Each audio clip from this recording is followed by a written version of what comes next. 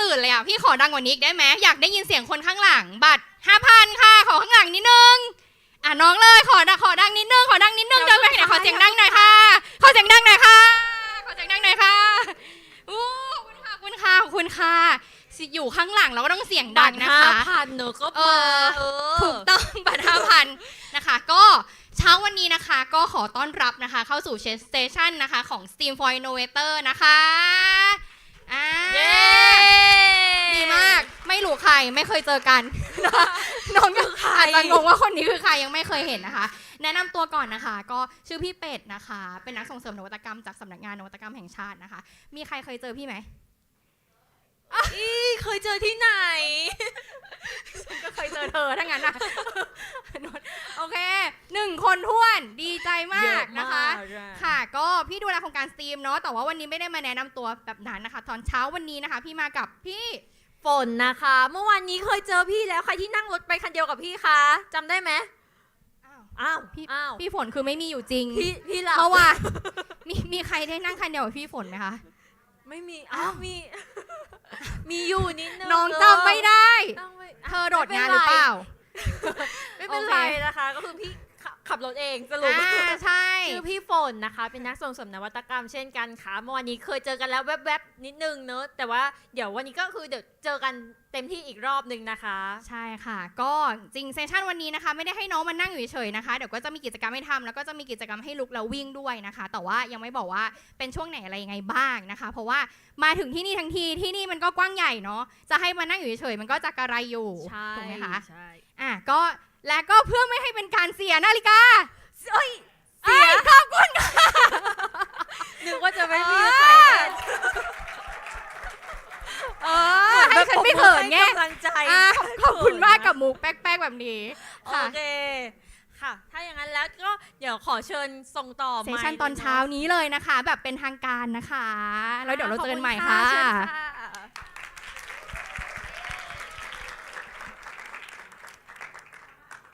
เริ่มเลยนะโอเคไมค์พีโพเดียมเลยไม่ต้องเปิดก่อนเลยโพเดียมเลย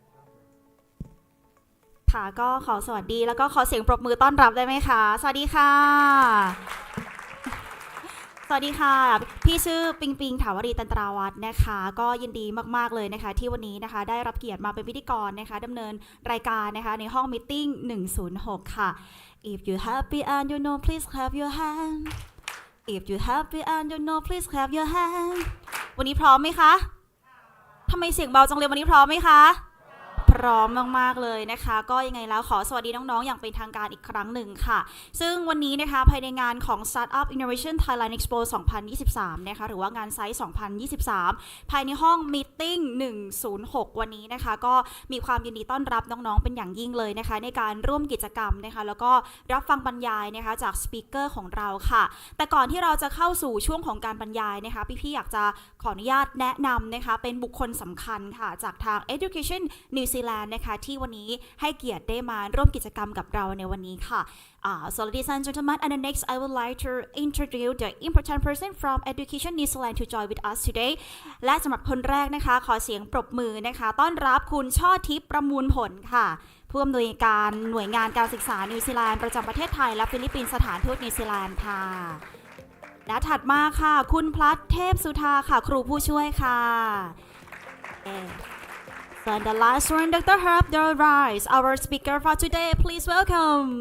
Woo!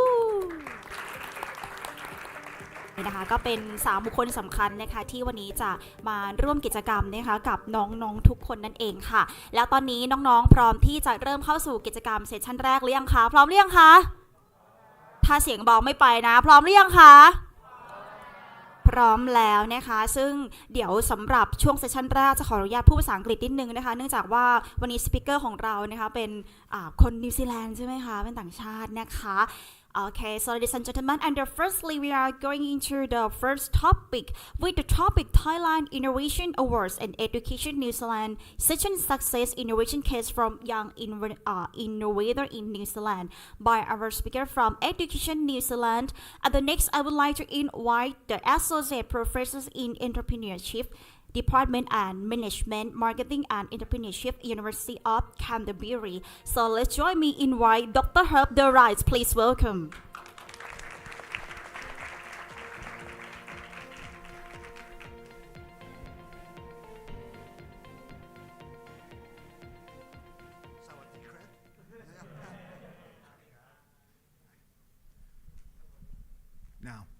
Tēnā koutou katoa, ko Waiau, ko Herb de Vries, taka ingoa, te kura umanga, kia ora tātou. Now, that wasn't Taiwanese, that wasn't English. That was a language Māori, and it is a tradition from my country to actually start any type of presentation, any gathering, with a welcome speech acknowledging everybody. And what I basically said was, welcome to you all. It's lovely to see you. Who am I? Well, I am Herb de Vries, and I am from the School of Business, University of Canterbury, and I wish you good health. So that's how we begin. The Māori people are an important part of who we are as a people, and I thought I'd just mention them because originally in the migration of humans, the people came from this part of the world, went through the Pacific Islands, and about 800 years ago moved down to New Zealand. New Zealand is where I come from, and they became what we know as our First Nations people. And thus, we value their traditions and their wisdom and their knowledge and their heritage to our country, though we are very much an English-speaking country. I thought before I start talking about entrepreneurship, because you're all here because you wish to be entrepreneurs or want to have some experience of entrepreneurship and what it's all about. Well, I teach entrepreneurship, but in teaching, like everything else in the world, things change. In my hotel, I looked out at Bangkok, and I thought, it's changed since I was last here. And that's not surprising, because believe it or not, the last time I was in Bangkok was 1967. I was that tall. And yes, it has changed in that time. And you think 1967? Well, you weren't born then. Most of you, your parents weren't born then. Well, yeah. But the reality is things keep changing. And I saw the skyline of all the new buildings that are going up in Bangkok. And I think, yes, it's changing like everything else. And it's the same with education. That is changing. My traditional way of teaching has always been to have a large lecture room like this, a big lecture room, and I would stand here and walk around and talk to you, as I'm doing now, and I still do that. And then I can have the smaller groups where we can work in groups, and I can say you and you will work together on a problem, and then we will talk about it in the whole group. Or if I'm working with some of the startup students, we may work together one-on-one, solving problems for your startup business. So that's the traditional way we teach. The interesting thing is that that's not how it's always been, and it's not how it's going to be in the future, I think. That's my great-grandmother. I originally come from the country of the Netherlands in Europe. I was born there and moved to New Zealand with my parents and my brother, and my great-grandmother was a peasant farmer in the Netherlands. And metaphorically speaking, she was born with a quill and ink in her hand, meaning any learning, any writing, any understanding she did with this feather, with a point, put it in the ink and write. And that's how all people learned at that time, and how the tools that teachers used. That's me. My very first day of school. I was so nervous. I'm sure you were too. But I was, metaphorically speaking, born with a piece of paper and a pencil and a pen in my hand. That's how I learnt. That's how my lecturers taught me how to understand, how to take on knowledge. But you, I look here, you're all Generation Z, right? You all know Generation Z? You have your own profile. I'm a baby boomer. I have my profile as well. So, I watch you, Generation Z. I watch you at university. I watch you on the streets. And I see that you're never without this device. You have been born with a device in your hand. That's how you learn. That's how we teach you. That's how you see the world. My concern, I guess, a little bit with that device is often when I go around and watch young people at our university engaging with each other, this is what I see. The device is more important than the people around you. And 2 days ago, I was on the SkyTrain going to another presentation. And whenever I go to a city, I like to put my device in my pocket because I like to see what's going on. I like to see, experience what's around me. So I looked around the SkyTrain, and this is not, I didn't take this photo, but this is the type of thing I saw. Everybody was on their device. So if everyone's going to be on their device, what does that mean for this relationship between you and I and teaching and entrepreneurship? Then we had COVID. Who liked staying at home and doing all your lectures from home? As a lecturer, I didn't like it because it's very funny. And of course, COVID's created some instabilities in the world. So there's a lot more of this online lecturing where we don't talk to each other. We don't look each other in the eye. And learning, for many, has become something like this. Sitting at home, with your computer on your lap, or as many of my students say, no, I don't even get out of bed. I just put the laptop on my lap and watch the lectures that way. And one, I know they were joking, says, I get my dog to do my lectures for me. Yeah. So online, for me, I thought it was going to be like this. We'd still see each other, we'll still talk to each other. But what I found during COVID was lectures were like this. Yes. I felt very lonely. I did not enjoy it at all. And many of you are probably looking at that going, yeah, that was me. Yes. And even now we're back to lectures. And, you know, what I find with Generation Z, and I think you're quite right, is if I'm not interested in what's being lectured, what is actually happening, I'm not going to be interested and I'm not going to pay attention. And that is a issue for both of us to work through as to how do we deliver entrepreneurship learning to you and how do you receive that. And I'm going to talk a little bit about how that works at the University of Canterbury. Because what I work on and things I think about a lot when I'm not sleeping at night is not so much the what in learning. And by the what, I mean you're in startup programs. So you're being taught things like how to develop a business plan, right? You know, what's marketing plan? You know, what is conceptualization? What is commercialization? That's what we call the what, the technical side of starting a business. But I'm really interested also in what we call the how. How do I teach you those things? So that it gets in, but also that it's valuable to you and that you see it as valuable to you. They're all important things.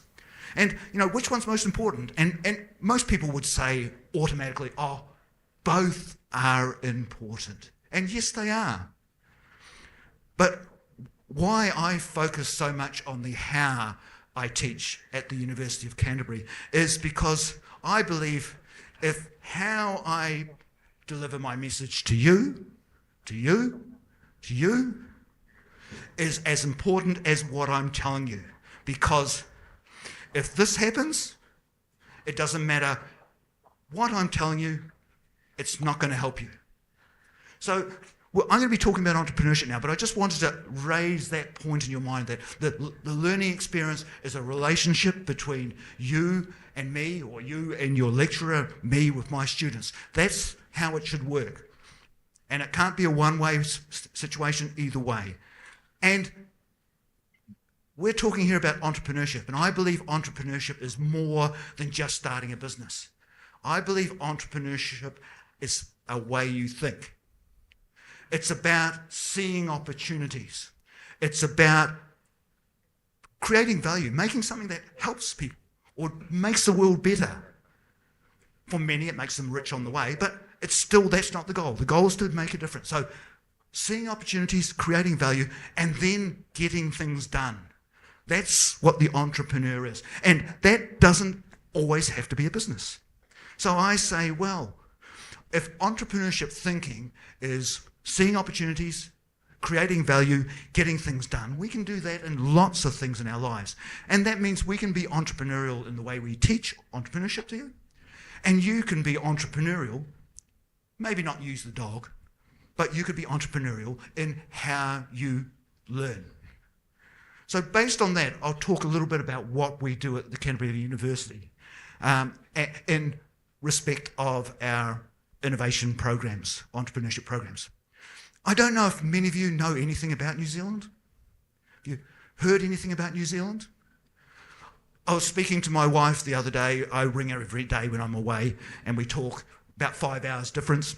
And I was complaining that it was 37 degrees and I was far too hot. She was complaining it was 6 degrees and it was far too cold where she was. So it is quite a difference in country.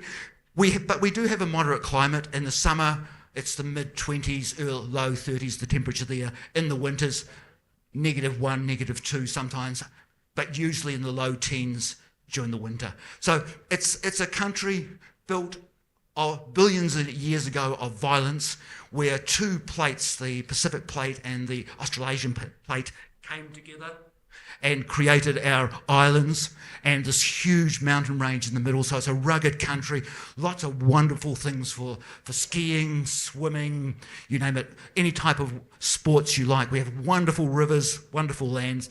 And I come from Christchurch, which is right here, University of Canterbury, which is a great little city. Now, New Zealand is interesting because we're such a long way away, as that earlier photo I showed you, we're such a long way away from the rest of the world that we have to be entrepreneurial. We have to, as we say, punch above our weight, be successful, because we can't rely on others. We have to make our own way in the world.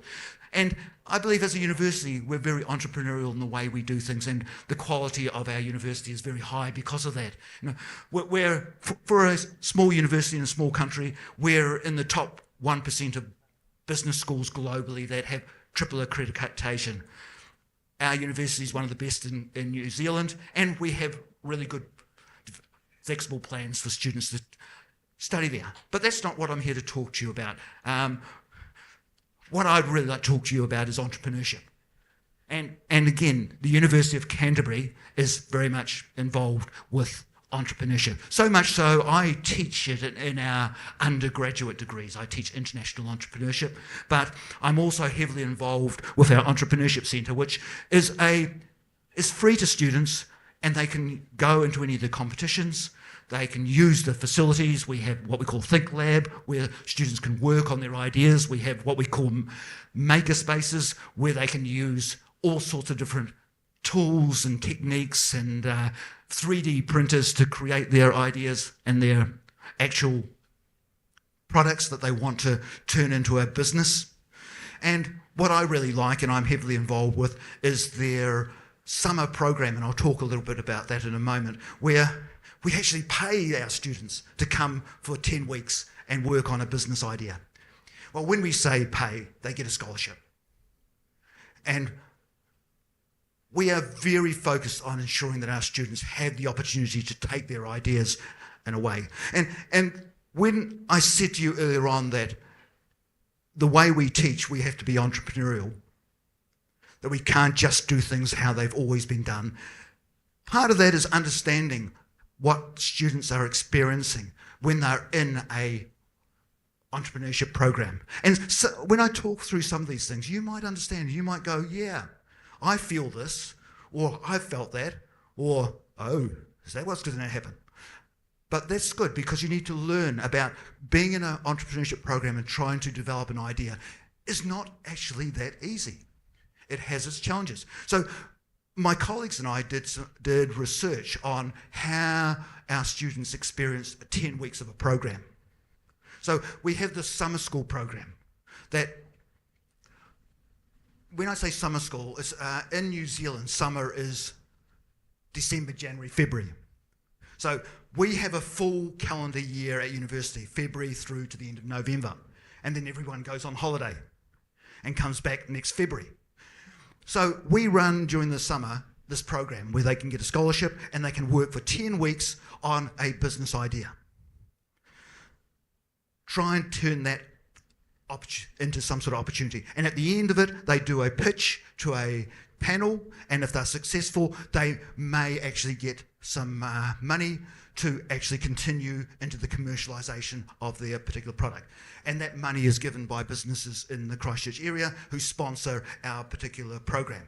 You know, this is a first place, and they got $10,000. I guess that's about 200,000 baht to help them with their program. So what we did is, over 3 years, we talked to the students, spent time with the students, interviewed them, tried to find out what was going on, how they were feeling about it. We would talk to them in the very first couple of weeks, then we would talk to them at the middle point, just before they went home for Christmas, and then near the end. And over 3 years, we found some interesting things were occurring. Not so much about the what they were learning, that was good. They knew what they were to learn, but they were struggling with emotional aspects of being in a program. Now, I don't know if any of you have ever heard of this Dunning-Kruger effect. I'll try and explain it very simply. Whenever we start something new, we're usually very excited. You know, when you came into this program, you might have thought, oh, great, this is exciting. It's going to be something really new. And that's what we hope, you know. The first time you go out for a date, often it's very exciting, it's something new. And anything in life. And Dunning-Kruger said, look, whenever we have something new, like going into a new business idea, we go in with limited knowledge, so we often underestimate how hard it is. And he says, or they say, this is what we call Mount Stupid. And I don't like the word Mount Stupid. I like the word Mount, but not stupid, because we're not talking about stupid people. We're just talking about people who do not know what they don't know.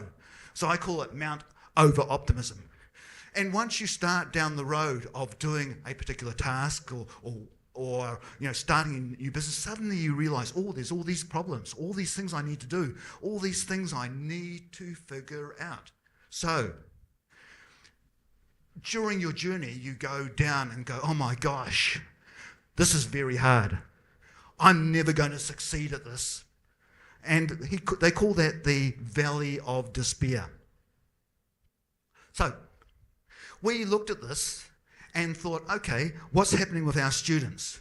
And we worked out that they were struggling with what we call emotional energy. And, you know, emotional energy, the enthusiasm we have for something, the drive, the willingness to go the extra mile, we're really excited. You know, it's really good. I'm going to work hard at this. That's emotional energy. But sometimes that can wane. And I give the example, anyone here play football? Anyone play football? No? You play football? Yep. Okay. Basketball? Yes, I'm a basketballer too. But you would have guessed that when you saw my height that I was a basketballer. Yeah. But yeah, the reality is that when we start a basketball game or a football game, we're very excited. Oh, good. We're going to win this. We're going to do really, really well. That's what we call high emotional energy up here. At halftime, we're losing 5-0 in football, or 30 points to 60 in basketball. What are we feeling like at halftime? Are we feeling like going back out on the court or on the football pitch? We trudge back out. I don't really want to do this. I don't like this. I didn't realise this team was going to be that hard. You know, that's what happens. That's what we call low emotional energy. And generally the performance of people goes down with that. So, our students at the start of the program, week 1, they all had this high emotional energy. And we call that opportunity optimism. They saw they had an opportunity, they were going to move forward and be successful, so everything was good. Now, what we found was that some carried along at that level. By about week 6, they were saying, yes, I still got the drive, I still feel good about what I'm doing, I like it, it's going well. which is what we want. Those of you who are involved with your students with the entrepreneurship programs, that's what you want from your students. That's what we're trying to achieve. We want you to have that experience. The problem was we found more students were having a decrease. So they were going down this emotional energy, like the halftime at the football. And they were saying things like, oh, I'm a bit nervous. This is overwhelming, intense. I'm very anxious. And as they progressed on, they would start saying things like, I'm drained. I'm burnt out. I feel guilty that we're not doing well. And those playing sport might have had the same thing. Felt, oh, I'm too drained to go out at halftime. I feel guilty that we've, our girlfriends or our parents are there and we played so bad. So these type of things started coming out. And we thought this is not good. So what we realized is that those who were at this opportunity assurance, so they were feeling really good about what was occurring. That was great. Because what happened with them was, generally, by the end of week 10, they were at what we call opportunity confidence, meaning, yep, we can now go from here and take the idea, go into the next program, and start commercializing this product. So they would move on. That's what we wanted. The problem was those that were in the doubt, some of them would go into what we call opportunity non-confidence.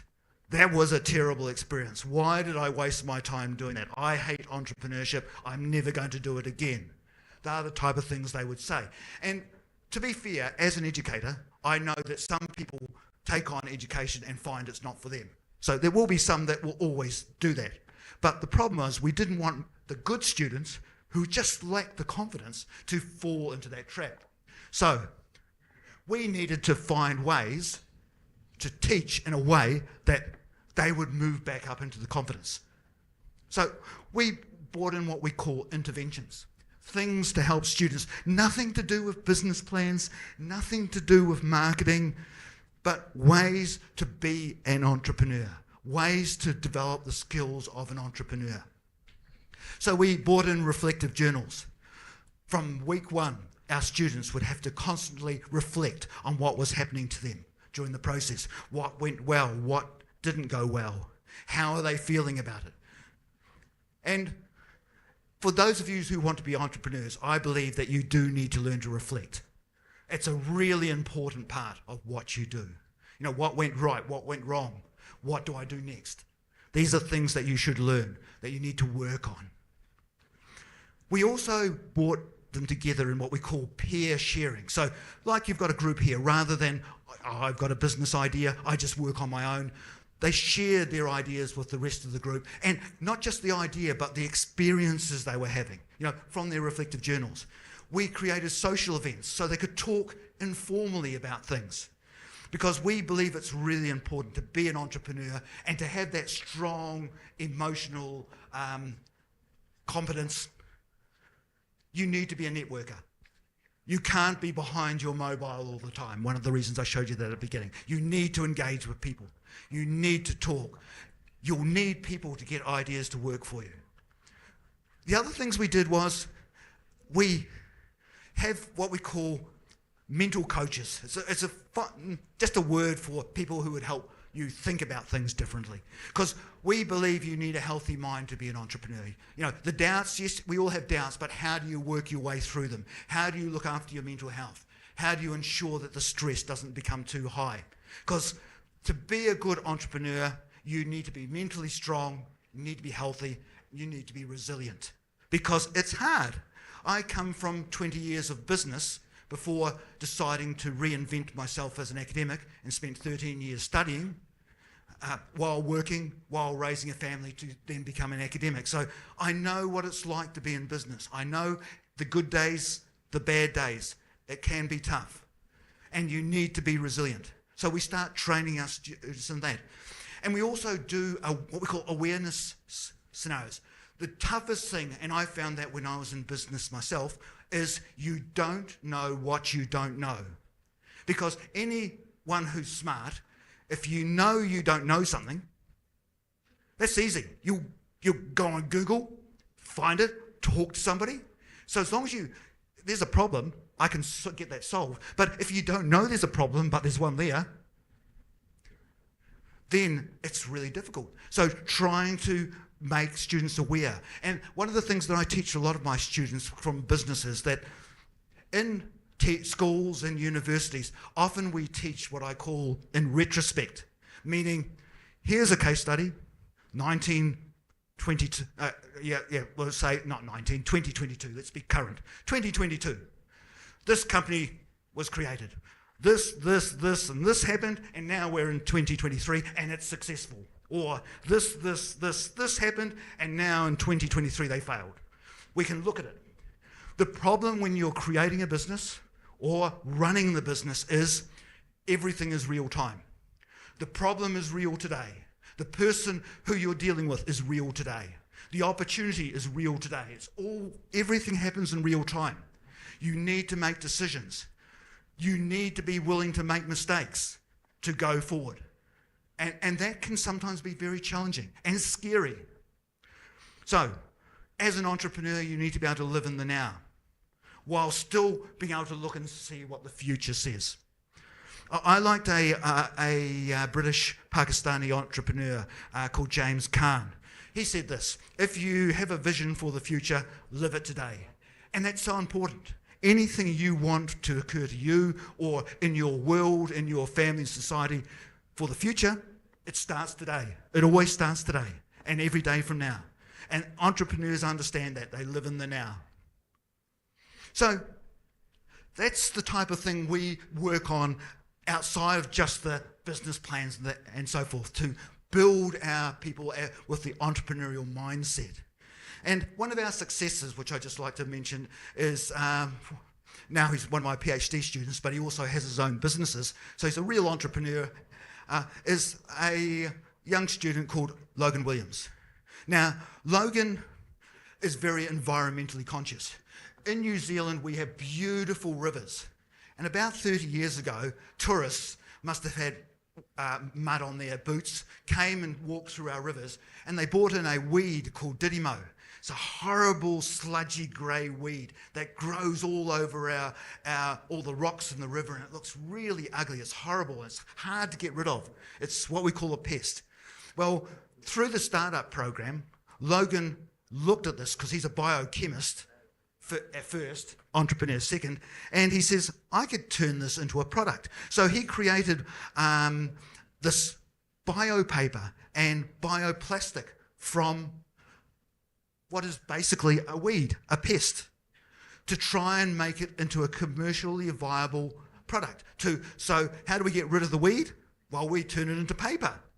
And he's since sold that business and sold the rights to a large outdoor clothing company that's looking at commercialising the bio paper, so that when they wrap up all their clothing, when they sell it, they're very environmentally friendly clothing company. They say our clothing's environmentally friendly, but also our wrapping is environmentally friendly. So we can see how you can create wonderful things, and these things happen in the program.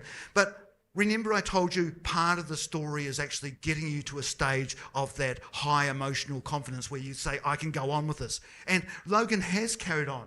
His latest invention, and he has a company that he's working, that he operates with us now and has patents for this product, is a product he's created called Curivos.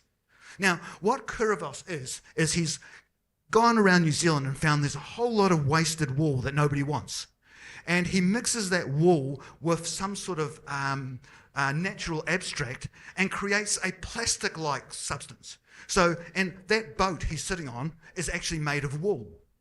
So he's saying, I can replace a lot of plastic products in our environment with natural wool. I'll just show you the little video of him. Inventor Logan Williams unveiled the world's first woolen catamaran on One News earlier this year, and now wool is being used to make knives, kayaks, even farming equipment. Here's Ryan Boswell. The latest cutting-edge technology served up in New Zealand kitchens. An eco-friendly knife by Victory with a handle made from sheep's wool. I don't use any other equipment if I can avoid it, so I tend to just have a knife in my hand. So I'm always looking for a really light knife, which I think we have right here. A mix of so-called strong wool and an acid derived from cornstarch produces a product known as Keravos, which was first floated on One News 5 months ago. So just in this boat alone, we're preventing 40 kg of plastic being used. That's 7,000 plastic bags just in one boat. The eco-friendly material now going mainstream. Torpedo 7 launching the world's first woolen kayak next month. Oh, I'm really lucky that I'm surrounded by talented people and innovative people, but we've also had really cool brands approach us to use our material as well, which is really cool. Farmers are using Keravos instead of wooden battens. So we see there a product he's created to solve the plastics problem or partly solve the plastic problem. But it's not just a excuse to change from plastic. It's actually a good product. And that's the thing that's important. You produce new products. They're there to solve a problem, but they also have to serve the purpose they're made for. So that's just an example of a successful entrepreneur who's come through our program, because our program has lots of different support mechanisms to help our students be entrepreneurial. We have an entrepreneurship club, and it's quite a good club because it has quite a lot of money because businesses donate for the actual competitions they run. And I actually chair the board that helps run the club just to help the students out and mentor the students. And Brianna West, she created beauty products that are highly organic and natural, and she's now a global operator. I think and many of her products she sells in a way that it doesn't have to be in liquid form, it can be in bar form, so she doesn't need plastic bottles. And I think she globally she sells something that would normally be sold in a bottle, like shampoo, in bar form. Every 9 minutes around the world she sells one of her products. So, okay, they're small beginnings, but this is what occurs. And she came through that entrepreneurship club with her idea. And every year they have a competition as well of the best ideas, and they get money to develop their program. And then we move on to the Entrepreneurship Centre itself, which is the one I talked about with my students, that they go through a program. And here we have another example of students who created VEX. And they developed software that I don't understand it too well because I'm not that technically brilliant, but that helps you communicate more effectively on your mobile devices. And they now have their own website and their own products and services and are selling apparently very well now that they've moved away from university and are running their own business. But again, their beginnings were in the Entrepreneurship Centre. But our innovation goes beyond just what our university does. We also have private foundations that help innovation, like Dream, Believe, Succeed is a private foundation that comes to our university and says, if there are good ideas, we will support them in developing their ideas. And we have 2 entrepreneurs here, and they have created a network for giving more access for New Zealand businesses to the Asia market with regard to healthcare products. So they haven't built a product, but they've built a supply network and been very successful with that. Our New Zealand government also gets involved and has money that it offers to innovation. And again, an example of 2 of our entrepreneurs. One's actually the lecturer, the other's the entrepreneur, who have developed a way that they can decarbonise zinc, because apparently, again, I'm not a chemist, but we try and recycle zinc, and apparently it creates a lot of carbon, which we put into the air, and we know that's a big problem for the whole world at the moment. So they have found a way, or they did, and now that's a business called Zinc Covery, that actually can do this without causing the carbon. So these are the type of things our company does, or I should say our university does. Now, I'd like to now just give you a little bit of, shall we say, advice, or not so much advice, but something that you could think about when you leave here. Hopefully, I always think you can go to a presentation and you can't remember everything, and you don't need to. That's not how life works. But if there's 1 or 2 little things that you think, oh, and you remember that for a long time, and it's helpful, then that's good. So I thought I'd just give you 3 tips of what I think it takes to be a good entrepreneur. Or even tips that you can use in everyday life, but they certainly, and before you become an entrepreneur, they're good skills to develop. So I thought I'd just go through these now as the last few things. Okay, the first tip I have for you, as a former entrepreneur myself, and I like to think I put entrepreneurship into the way I present. Fail lots. Make lots of mistakes. Lots and lots of them. And don't be afraid to do so. Because what we know is, as entrepreneurs fail more than anybody else in the world. Why? Because they succeed more than anyone else in the world. Many people think failure is bad, one end of the continuum. Success is good at the other end. It's not true. Success and failure sit next to each other. They're all part of the same journey. Without failures, you'll never succeed because you'll never try. You will never extend yourself beyond what you think you can do. So be willing to fail and don't beat yourself up, as we say in English, or don't be hard on yourself if you do fail, because it's not that, it's important from the point of view that my experience is I learned very little from any of my successes, but I learned a lot from my failures.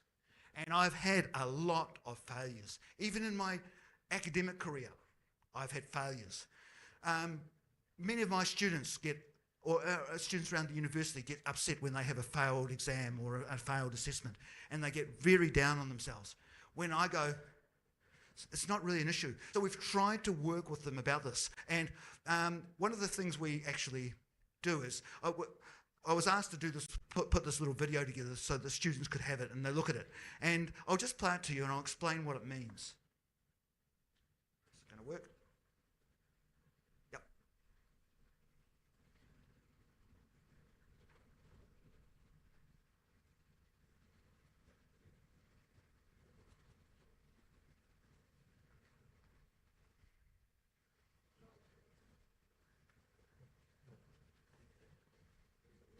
Right, well, okay, so what did that mean? Well, just a little backstory. I am an immigrant family, came to New Zealand. We were very poor, and the expectation of my family was when I was old enough I would start working. So I left school at a 17-year-old and started working, and then ran my own business for 20 years, and then decided I wanted to do something different. I'd always wanted to teach. So I found out that I needed some qualifications. So I went to the University of Canterbury where I work and asked them if I could do their MBA program. And they said, quite rightly at the time, based on all the facts they had on me, no. So they turned me down. Luckily, I managed to talk to other organisations and eventually did one overseas in England. After I finished that, I went back to the University of Canterbury and says, to be a teacher, I need a higher degree. Can I do a master's degree with you? And they said no. So I went somewhere else and they did say yes, and I managed to do that. Then I came back to the Canterbury University and says, I'd like to do teaching. And they say, well, you need a PhD. So I said, can I do a PhD with you? And they said no. They said no twice. Third time they actually said yes. So then I did a PhD, and then I applied for a role to teach at Canterbury University. And they said no. Twice. Third time, I was lucky. And the irony for me on that is not that I'm a great lecturer or anything like that, but now, after all those no's, they send me around the world to say this is what lecturing at the University of Canterbury is like, and this is the type of lecturer we have. And they never really wanted me. And I always think that's the reality, and quite rightly, at the time, they had quite right evidence to say you're not the appropriate person. But entrepreneurial brain me says, I don't agree with that. I think I can do this. And I've learnt that no does not mean no. No either means not now or not that way. And if you always think when somebody says no to you, it's not now or not that way, it's a lot better way to look at things than to go, oh, that's the end. So remember that. The second thing I'd like to talk to you is be present be engaged. Always be involved. Where you have an opportunity to do something or be engaged with others, entrepreneurs know that's when their opportunities occur. I just got a little thing here. Come back and get those, mate. Anybody ever had New Zealand chocolate? Anybody like chocolate? You like chocolate? You like New Zealand chocolate? And here's a bottle that University of Canterbury to drink on.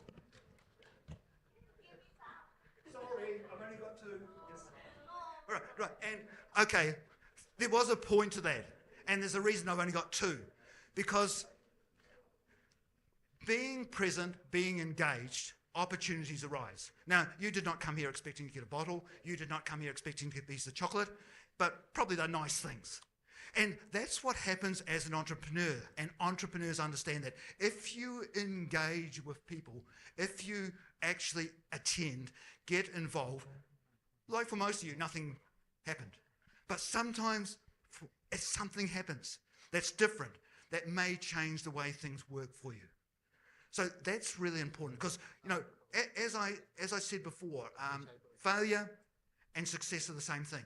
If you succeed, it generally opens all these different avenues, right? Anybody like Marvel movies? I do. Iron Man's my favourite. Anyone? Yep, okay. Yep, all different.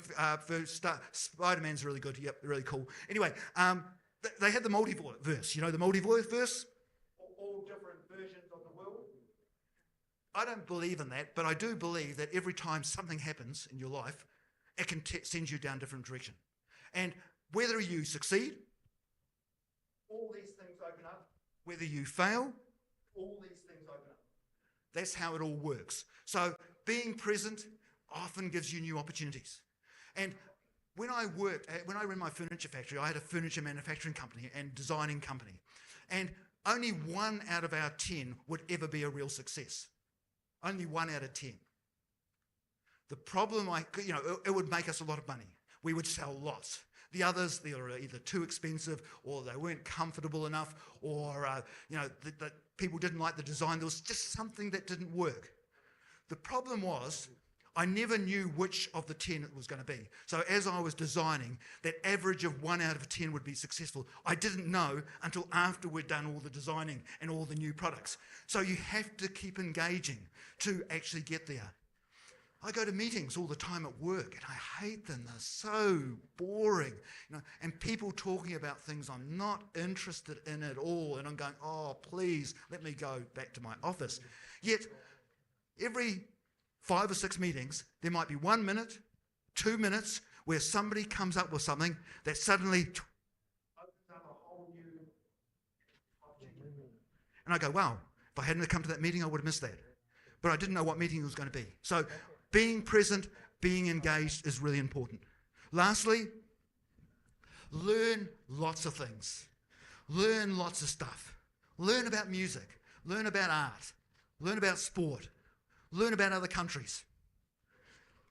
Not just the things that you want to be doing as your job. Because the more you learn, the more you have access to things in life. And it's the same with studying. Studying should not just be passing assessments. It should be about the learning stuff. How many of you have exams? Yep. Okay, how many of you the night before or 2 nights before cram as much as you can into your minds so that you go into the exam and then sit it? I did that. We all do that, don't we? That's not actually learning. That's passing exam. Don't forget the difference. If you want to succeed in the world, you need to learn. Passing exams is getting the grade you want. Learning is actually the engaging. So, because knowing lots of stuff makes you a much more well-rounded person, and that's what employers are looking for. That's what entrepreneurs need to be. Much more balanced people. Outstanding employees are well-rounded. Outstanding entrepreneurs, outstanding leaders, and knowing lots of stuff and being willing to learn constantly in your life just makes you an outstanding person. So I'll leave you with that. That's my thoughts. Thank you very much for allowing me to talk to you today. Enjoyed it. Thank you.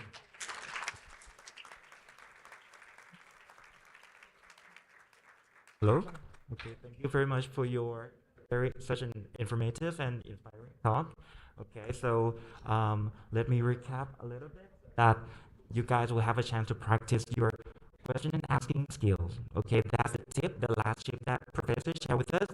To be a good entrepreneur, you need to practice asking a lot of questions. Okay,มาสรุปกันสักหน่อยนะครับก่อนที่เราจะไปต่อนะลูกนะ It's time for a quiz sorry kidding นะครับมา recap กันนิดนึงก่อนที่เราจะไปต่อนะครับเป็นไงมั่ง speech ที่อาจารย์เขาได้พูดกับพวกเราการเป็นผู้ประกอบการใช่สกิลการสร้างอย่างเดียวไหมมันเป็นเรื่องของอะไรลูกเป็นเรื่องของ mindset นะครับเป็น mindset ที่เราต้องฝึกที่จะมองหาอะไร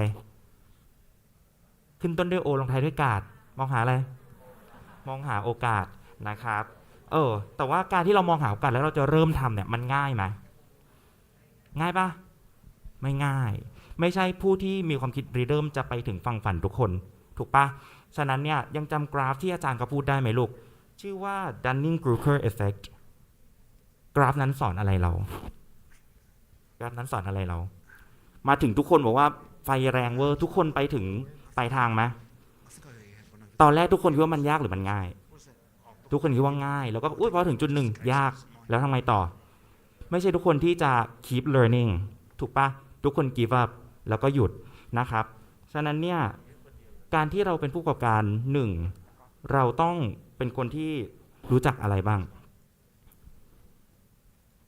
เราต้องรักษา energy ของเราให้มันมั่นคงถูกปะมี3อย่างที่อาจารย์แชร์กับเรามีอะไรบ้างครับ1ที่อันนี้เป็นสกิลเลยอันนี้เป็นตัวสกิลเป็น soft skill ที่ผู้ประกอบการควรจะมีอันแรกคืออะไรครับ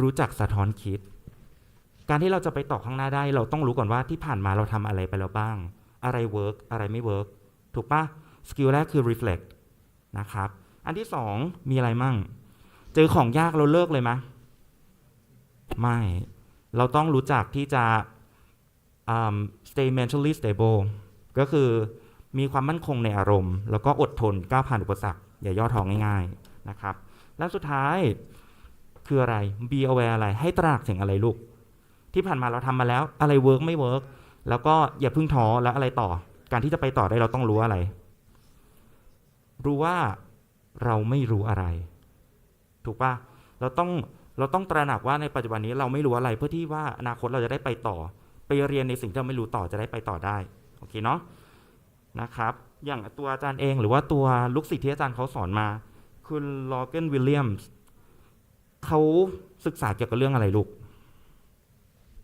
เขาเปลี่ยนอะไรที่อยู่ในน้ำเขาเรียกว่าอะไรดิดิโมถูกปะไม่แน่ใจว่าออกเสียงถูกหรือเปล่านะครับ DIDYMO เป็นคล้ายๆเป็นสิ่งมีชีวิตเป็นเซลล์ซัมติงที่อยู่ในน้ำอาจจะเป็นดูเหมือนสิ่งที่ไม่มีค่าแต่เขาเปลี่ยนเป็นอะไรลูกเปลี่ยนเป็นไบโอพลาสติกแน่นอนไม่ใช่เรื่องง่ายแน่นอนเขาต้องเจอจุดที่เขารู้สึกว่าเอ้ยทำไมมีสิ่งที่ฉันไม่รู้เยอะจังแต่เขาไม่หยุดจนเขาทำออกมาได้ถูกปะครับหรือแม้ถึงอาจารย์เองตอนที่อาจารย์สมัครงานไปเป็นผู้สอนที่มหาลัยนี้เขารับในครั้งแรกเลยปะเขาต้องสมัครกี่ครั้ง2 ครั้งนะครับฉะนั้นอย่าเพิ่งท้อนะจ๊ะแล้วก็สุดท้ายนะครับเป็นทิปส์สำหรับ the how ในพาร์ทในการเรียนนะครับนอกจาก what สำคัญแล้ว how อันนี้ก็เป็นสิ่งที่เราให้ความสำคัญด้วยนะมี3อย่างที่อาจารย์ฝากไว้ตอนท้ายคืออะไรบ้างครับอันแรกจำได้ไหมอย่ากลัวที่จะอะไรลูก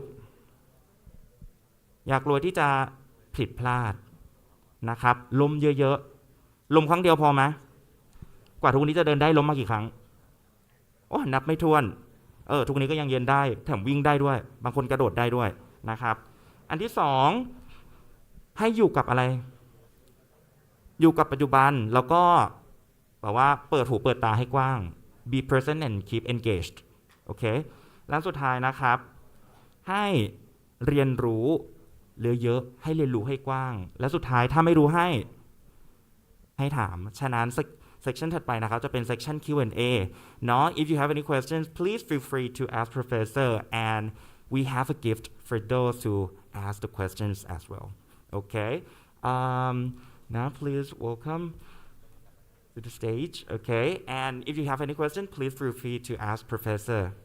Okay, you may raise your hand and I'll pass the mic to you.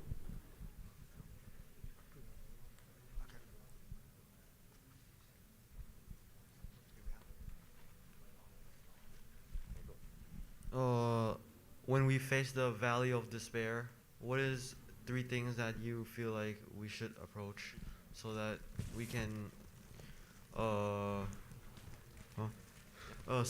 can move to success, not just staying with our failures? So when you're asking me when you have a failure, what do you do? Yep. Okay. There's a number of things that are important. If you do have a failure, and my experience is I have had a lot of failures in business and in teaching in my career. The first thing is you must realise that to be successful, you're going to have a book of failures like that, a book of successes slightly bigger, balances out. So it is a combination. So you've got to believe that, okay, it is a failure. But once you have a failure, you can't then stop. It's important, if something's failed, you've got to look and say, why? And you can't look at the world and say, oh, it's because of the economy, or it's because my friend was bad to me. You must look and say, what can I do to ensure that next time similar sort of situations occur, I have the skills to overcome it despite what is occurring around me. And that's the important thing with failure and dealing with failure. Again, I mentioned early on that it's very important to be engaged because you sometimes learn little things. I went to a conference once where there was a motivational speaker, and she spoke to us with regard to motivational things, and I only remember one thing, because the problem I have with listening to motivational speakers is they get you, jumping around, going like this, yes, exciting, and 2 weeks later you're at home and you're just the same as you normally are. That's how it works. But she said this thing where she said, basically, E plus R equals O. Okay, E plus R equals O. So the letters of the alphabet. And what she meant by that was, E is the events in our lives. Constantly we have events in our lives, and some of them will make us fail, because just the way things happen. I failed to get into programs like the MBA, not because I was a bad person, but the environment said, we don't think you're right for that. So the stuff that happens to us, the events, the weather, we have a fight with our girlfriend or boyfriend, whatever. Those things happen, and that's just life, and that goes on. R is how we react to that life. So when you have a failure, how you react to that, or how you react in future when a similar problem comes up to overcome it, is an outcome. And all we can do as entrepreneurs, we can't actually change a lot of the environment. We're just one person and billions of people around the world, and we can't change the weather, and we can't change the politics of the world on our own. So if we can't change the environment, all we can do is react in a way that we get the best outcomes. So you've got to look and say, I've had a failure. How do I react? In future, if I'm looking to do the same thing, how can I react better? What skills can I obtain to do it better next time so that I get a better outcome? And entrepreneurs know that life is about how we react to situations. And the better we react, the better the outcomes for us, the better the outcomes for our businesses, the better the outcomes for our family, people around us. So that would be my biggest suggestion to you. Thank you. Yep. Okay, and this is a gift for you นะครับ เมื่อกี้คำถามเพื่อนน่าสนใจมาก เพื่อนถามว่าอะไรลูก ถ้าเวลาล้มเหลว ถ้าเราผิดพลาด เพื่อนถามอาจารย์ว่าอาจารย์ดีลกับความล้มเหลวยังไง อาจารย์แชร์กับเราบอกว่าดีมากเลย อาจารย์บอกว่าอะไร ให้มองความล้มเหลวเป็นแบบโลกพังทลายไหม กลับไปที่คอนเซปต์แรกของผู้ประกอบการคือเรื่องของ mindset การให้เราเห็นโอกาส เวลาล้มเหลวปุ๊บให้มองก่อนว่าเราได้เรียนรู้อะไรจากความล้มเหลวนั้นเนาะแล้วก็มองเป็นโอกาสในการที่จะทำให้ดีขึ้นในครั้งต่อๆไปอย่าไปจมอยู่กับความล้มเหลวโอเคนะครับโอเค next question please feel free to raise your hand มีไหมลูกคำถามถัดไปมีไหมมีเปล่าเร็วผู้ประกอบการน้อยทั้งหลาย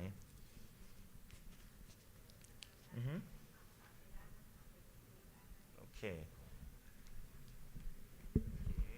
เอาเลย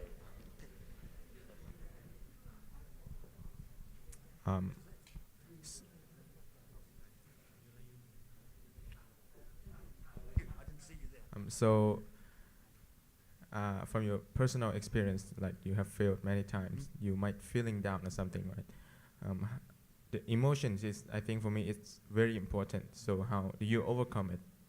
Like you're feeling down, how you overcome that emotion? A very good question. How do you overcome emotional feeling downs? There are two facets of that. I think as human beings, we will be disappointed when things go wrong, and I think we need to own that disappointment. So there's nothing worse than saying, "I'm not angry. I'm not angry. I'm not angry." You don't do that because you're lying to yourself. You're lying to the people around you. So if you are disappointed, own it, live it, then throw it away.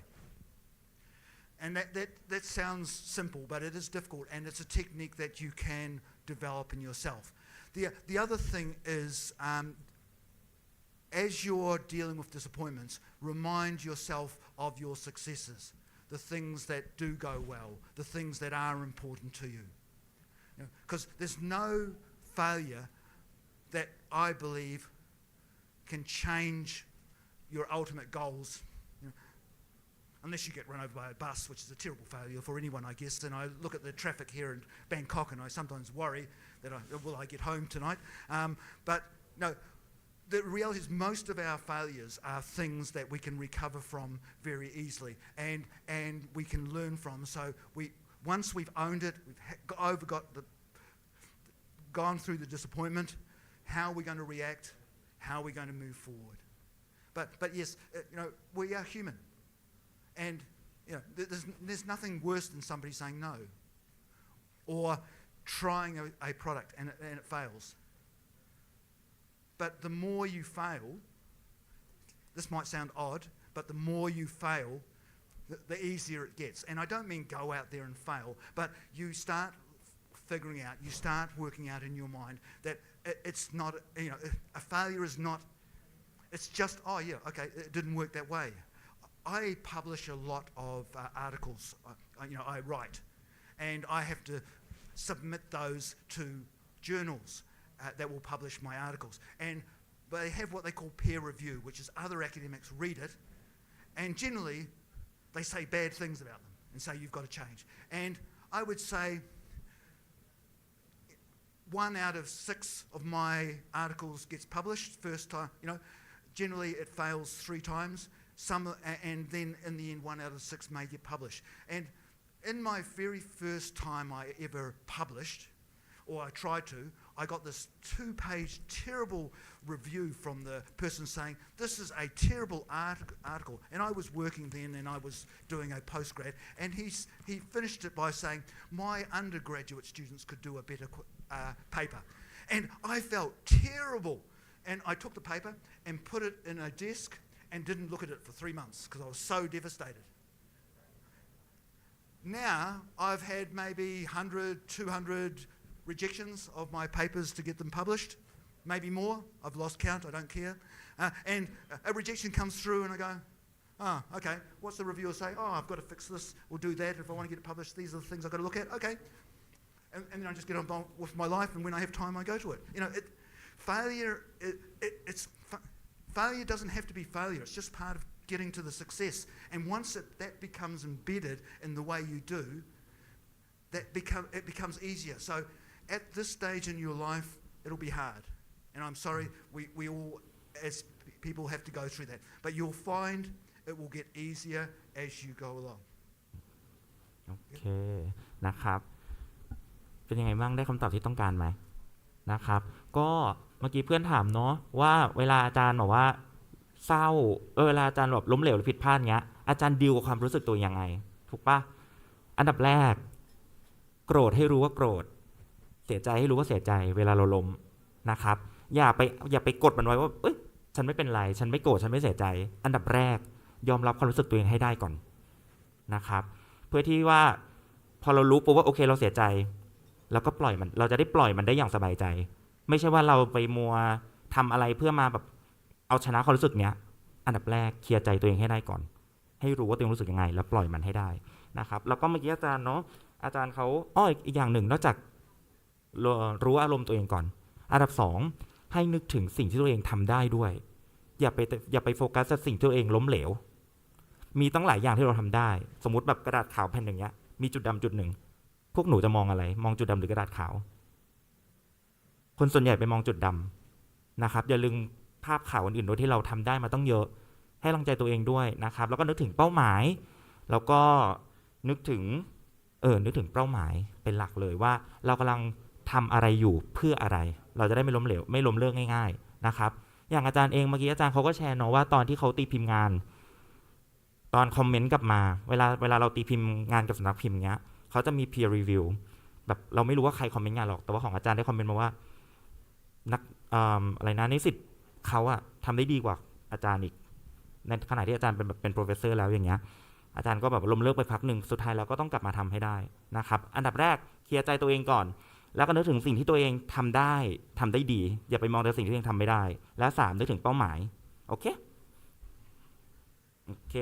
next question please อันนี้หนูได้ของขวัญยังลูกโอเคนะครับ next question please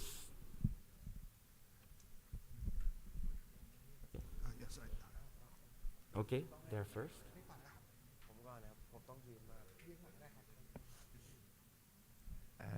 Hello. I just want to ask, at this stage in life, when you look back at your past experience and then like your accomplishment, how do you define value in life and what's success to you at this stage of life? And what's the main difference as you're trying to, you strive to achieve something in life early in your life and now once you're successful, what's the difference in that? That's a very good question. Thank you. It's a very good question. How do you value success and the changing time of life?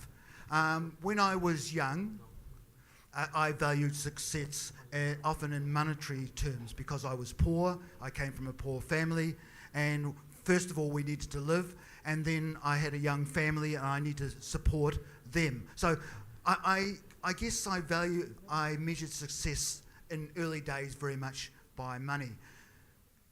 Though that should not be the real criteria.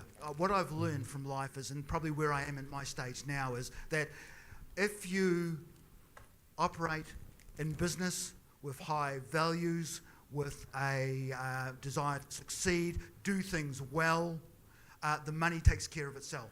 So that means you can look at the other things. For me now, personally, at my stage of life, my daughters have grown up and have their own lives. My wife and I live together, and I see success as being able to talk to people and help people grow. My colleagues at university, my students at university, that's what I see now as success. So it changes over the years, and you need to try and form in your own mind what success will be for you, and what at this stage, and continue to evolve that. I have many students who, in their entrepreneurship centres, they define success as producing businesses or products and businesses that will help change the world, which is a very admirable thing. New Zealand, we're very conscious about sustainability. You would have seen perhaps with many of the ideas that I showed, they were all about sustainable products, decarbonisation,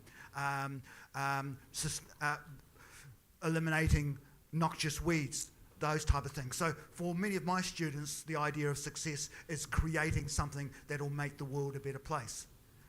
So I always say, aim high, but you've also got to have bread on the table. Yeah. Does that sort of answer your question? Yep. And success is a very strange thing. I'll just tell you a little story if that's okay. What I found is always challenging in business is when I was a young person, I went into business with high ideals, high expectations of the good things I could do. And many of my colleagues, and I was in business for 20 years before changing to academia, and I watched some of my colleagues, and over time, just over the years, just all these high ideals disappeared. And they became much more focused on themselves, focused on money, focused on power. And I thought, when did this idealistic person I went to school with turn into this mean, nasty business person who doesn't care about anyone except for themselves? And what I've found is that, deciding what success is and creating a value system around it, what you believe in, what you want to be true to, is really important. Because on the business road that you're walking here, you're going to come across what we call ethical dilemmas, things where it's difficult, but you could take an easy road to make life easier, but it's not honest.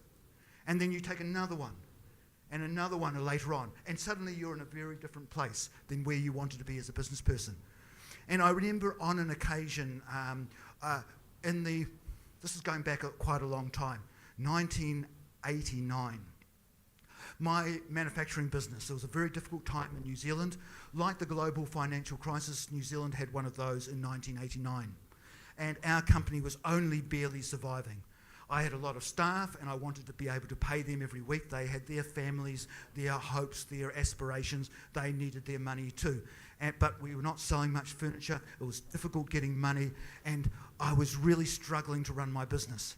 And a large company, a national company that sold furniture all around New Zealand, was interested in some of our furniture. I tried for many years to get them into our company, and finally they came to visit us. The buyer came in, and he looked around our showroom and says, yes, I could buy 100 of those, and 200 of those, and 500 of those, and 400 of those.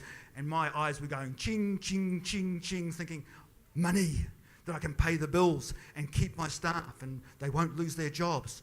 And when I took him back to his office, on the way home, he said, life was difficult for him. He had children at private school and it was very expensive and they didn't pay him enough at the job and he really needed extra money to supplement his salary. So I went back to my business partner afterwards and says, yes, we can get some orders from him, but he wants a bribe. We're going to have to pay him money for every piece of furniture he buys from us. That's the deal with him. The easy thing would have been to say, we want to keep all our staff's jobs. We want to look after our business. We want to be able to pay our bills. We want the business to be successful. I'll take a step this way for something I don't really believe in, and we'll just carry on. We said no, we wouldn't give him any extra money. Culturally, that seems to be acceptable in some places, but not in New Zealand. And the values that I'd created for myself in business was I would not do that. And I didn't want to compromise that. And we didn't. I never sold any furniture to that company. Did we survive? Yes. After the recession, did we do well? Yes. Did I always pay my staff? Yes. Did I end up losing any of my staff? Not from making them redundant? No. When I look in the mirror every day still, am I happy who I am? Yes. It's in a different direction. At that time, that seemed the most important thing in my life. That success was getting that order. That was good. And I had every excuse in my head why I should do it. I had every justification. But in the end, I did not. And I look back now, years later, and go, it wasn't really such a pivotal point in my life from the point of view of the business succeeding. It seemed to at the time, but it wasn't. And to that extent, I always believe that sometimes we have to stick to what we believe and what's important and how we frame success as far as our own self-beliefs and our own values going forward. Because we will hit these, what I call ethical dilemmas, constantly in business. And you make a choice. Do you go to the left, compromise, and next time compromise, and end up in a very different space? or do you stay with the values you created your business on? Just something to think about. โอเคนะครับก็อย่างที่อาจารย์พูดเลยนะว่าแต่ละคนมีคำนิยามคำว่าความสำเร็จต่างกันฉะนั้นเราต้องรู้ก่อนว่าเป้าหมายที่เราอยากจะสร้างให้มันเกิดขึ้นคืออะไรเพื่อที่เราจะได้สร้างเกณฑ์ในการวัดของตัวเองได้อย่างของอาจารย์ในฐานะคุณครูก็คงอยากเห็นนักเรียนนักศึกษาของเขาเติบโตแล้วก็พัฒนาไปได้หรืออย่างที่อาจารย์แชร์ว่าในพาร์ทที่เขาเป็นดูแลบริษัทเนาะเป้าหมายความสำเร็จของเขาก็คือสามารถจ่ายบินได้ค่าใช้จ่ายทั้งหลายดูแลได้มีเงินจ่ายพนักงานนั่นคือความสำเร็จแล้วฉะนั้นพวกหนูต้องเป็นคนที่จะตั้งคำนิยามความสำเร็จของหนูด้วยตัวเองนะครับ Okay, we would love to answer all of your questions but we do have very limited time but luckily we have one more okay we have enough time for one more last person okay please go ahead Okay, so there are many people around the world who are facing the same situation as you. They got rejected for again and again. So some of them just unfortunately give up for their dreams. So as a motivation speaker, what do you want to deliver to them, like to increase their confidence to achieve their dreams? Well, yeah, a difficult one to answer, but a very good question again. Look, you have to believe in yourself. You really do have to believe in yourself. You have to believe that, and stay the long haul. It's so easy to give up on something. Like we do a journey, and we want to get to there. We come to that failure here, and we say, "Oh, okay, we'll stop because we've had one failure."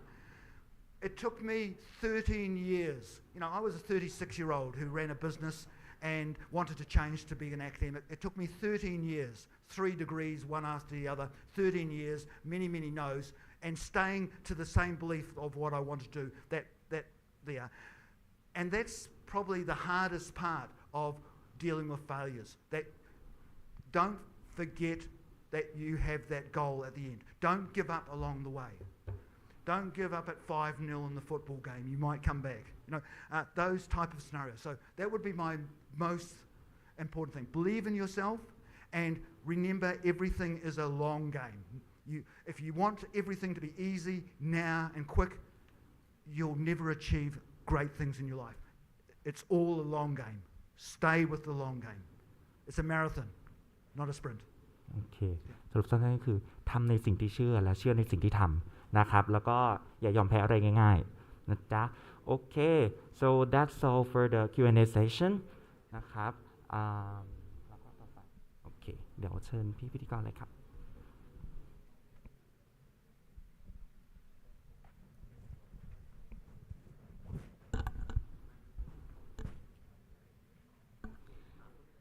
ค่ะโอเคค่ะก็เดี๋ยวอีกสักครู่หนึ่งนะคะเราจะได้รับเกียรตินะคะจากทางมิสเตอร์สกอตนะคะซึ่งจะเข้ามาพูดคุยนะคะแล้วก็แชร์ประสบการณ์ต่างๆนะคะเกี่ยวกับการสร้างโปรแกรมนะคะเป็น Chasing Time English นะคะซึ่งโปรแกรมนี้นะคะจะเป็นแพลตฟอร์มที่เกี่ยวกับภาษาอังกฤษซึ่งนะคะในคลาสน้องๆทุกคนก็จะได้ใช้โปรแกรมนี้นะคะซึ่งวันนี้เขาก็จะได้มาพูดถึงนะคะ inspiration หรือว่าแรงบันดาลใจในการสร้างแพลตฟอร์มของ Chasing Time English นั่นเองค่ะ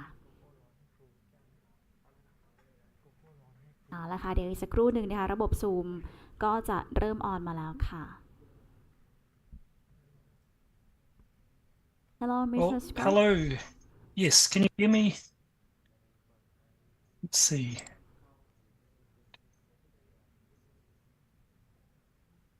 I hope you can hear me there. Well, it's wonderful to see everybody. Do we have volume? เดี๋ยวขออนุญาตนะคะปรับระบบ Zoom สักครู่หนึ่งนะคะเดี๋ยววันนี้เขาจะได้มาแชร์ประสบการณ์นะคะเกี่ยวกับ inspiration ในการสร้างแพลตฟอร์ม Chasing Time English ค่ะ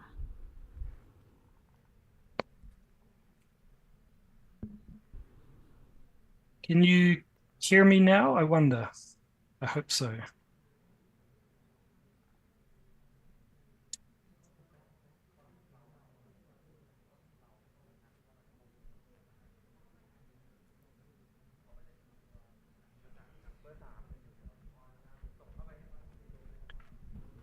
Hi, Scott. Can you hear us? Yes, I can hear you. Can We you hear can't me hear now? you.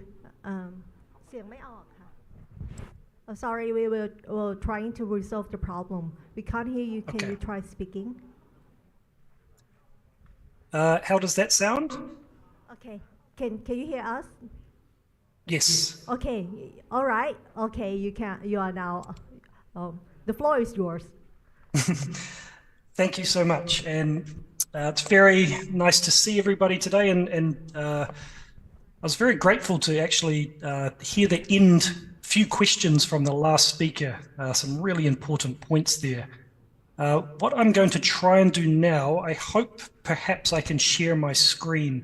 So let's try that and we'll get started today. Let's see here. See if we have some success. So I hope we can. I wonder if you can see my screen. It doesn't look like you can.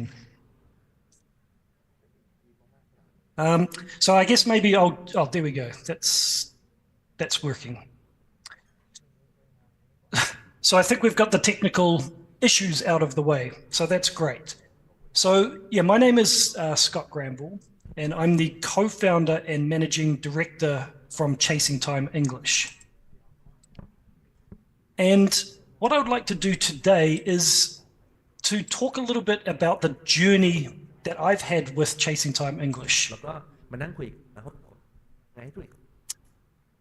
And so the first thing we're going to look at is how did we start Chasing Time English?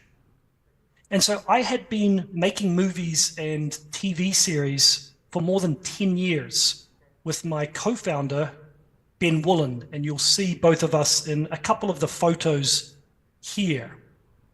But I'd also been an English language teacher and lecturer for more than 15 years. So after doing these two jobs separately for a number of years, I wanted to find a way to combine them. So when we got started, we understood a couple of very important Scott, things. excuse me? Yes, now we see like two slides in the backup slides for you. You didn't show the slideshow. Let me see here. Yes. What's happening? Okay. Can you try to share again? Yeah, let's try again. I'm not sure what's happening with this slide here. Let's see.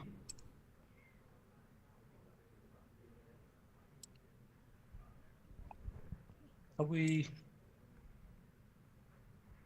You like put share screen?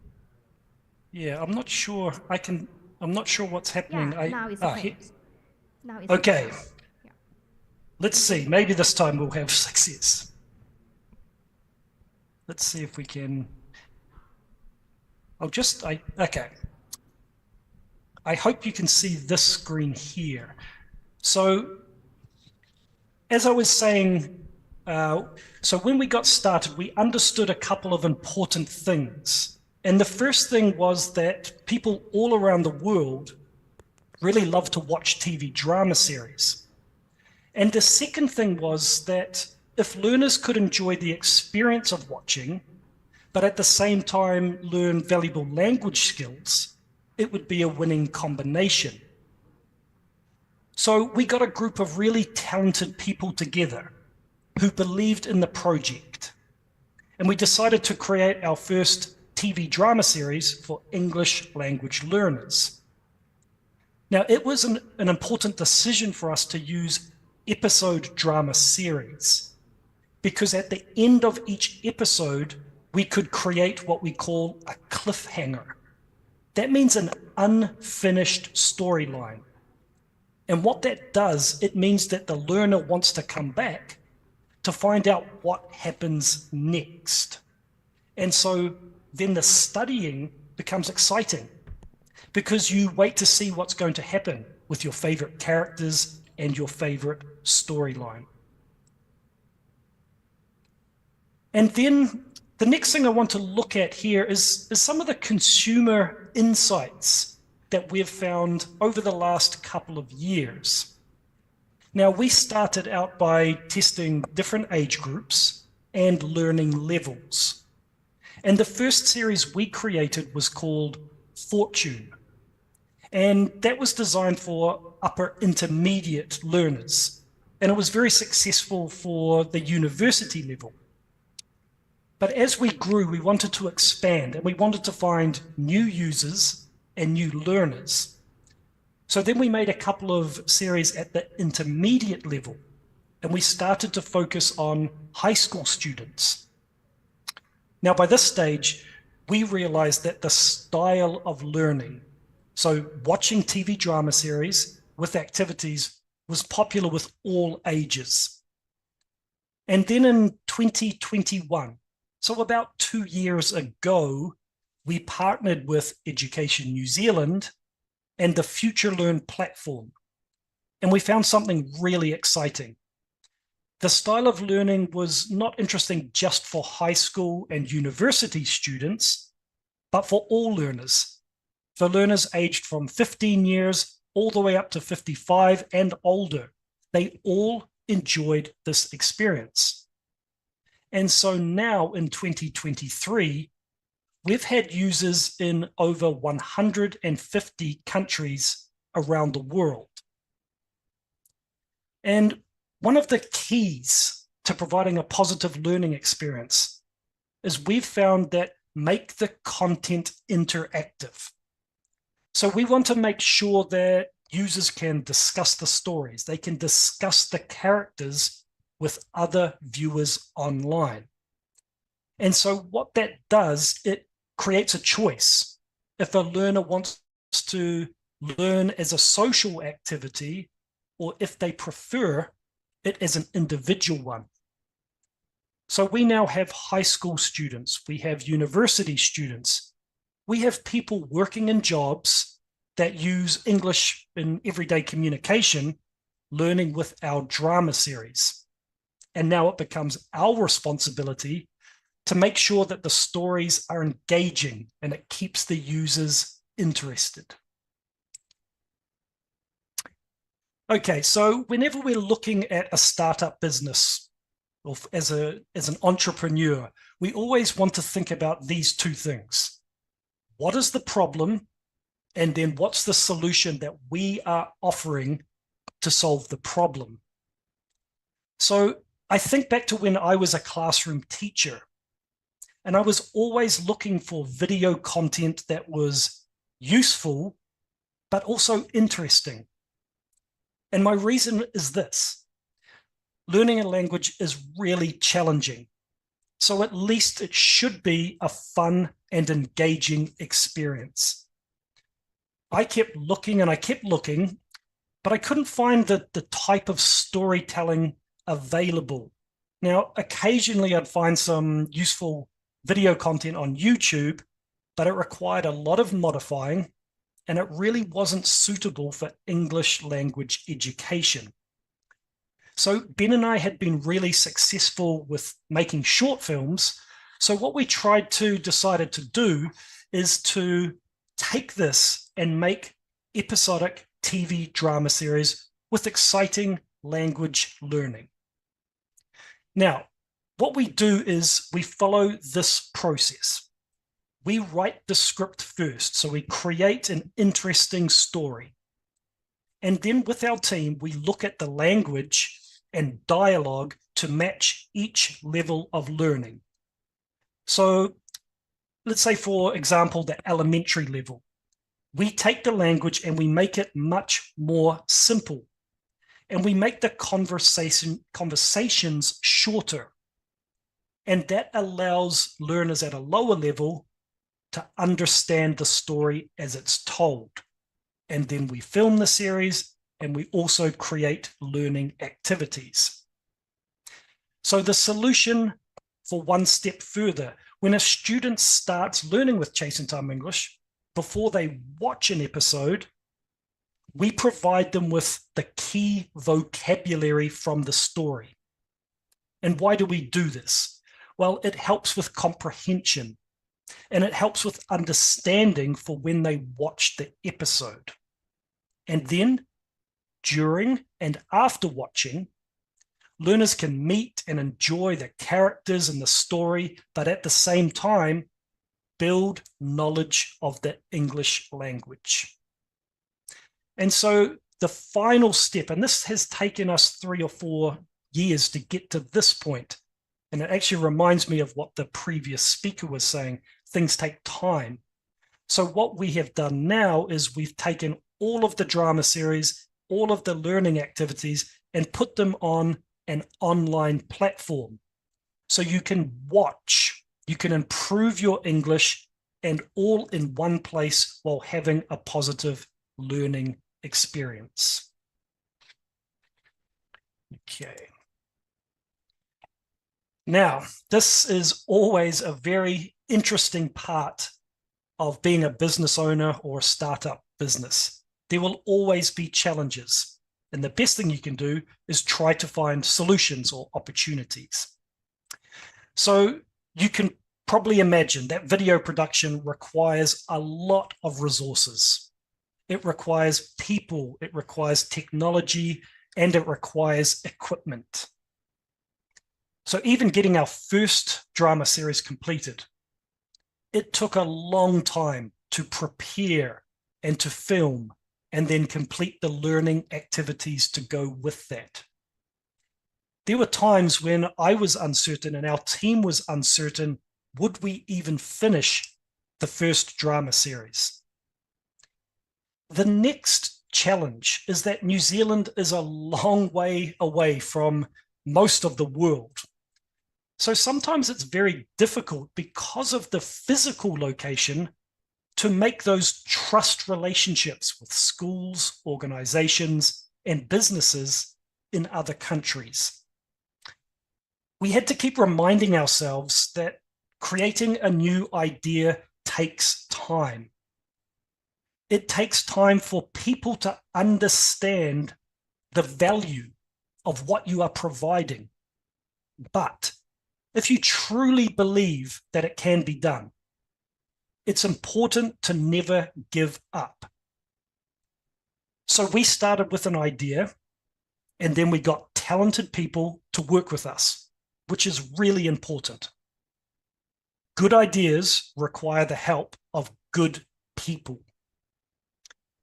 And I'd also like to, I guess, follow on from the last speaker to say that it's true. There are no shortcuts to success. Good ideas take time to build, and then it takes time to find an audience or to find customers. But if you do work hard, the end product can be really, really rewarding. And it can open up doors, not just locally, but often it can open up international opportunities as well. And I'll just finish by saying that when you create something, you should always be proud, not just of the end product, but from the beginning, for being brave enough to take that step. Because at the end of the day, you have to look at yourself and say, was it worth it? And if you've taken that first step, oftentimes it has been. So I thank you very much for allowing me to share a small part about Chasing Time English. And hopefully now the sound will play. You'll see a little example of what we do. I'll just make sure, hopefully our sound is working here. Let's see.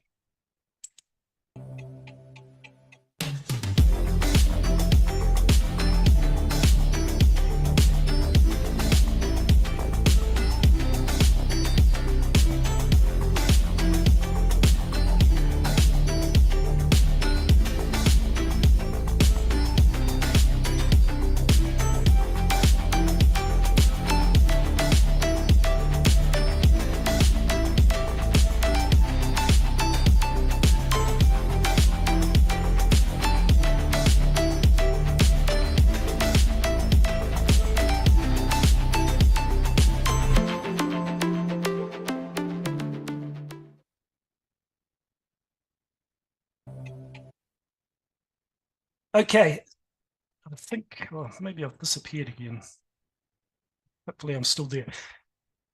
So I'd just like to finish by saying thank you for the opportunity to speak with you today, but also to congratulate you all on getting into the competition.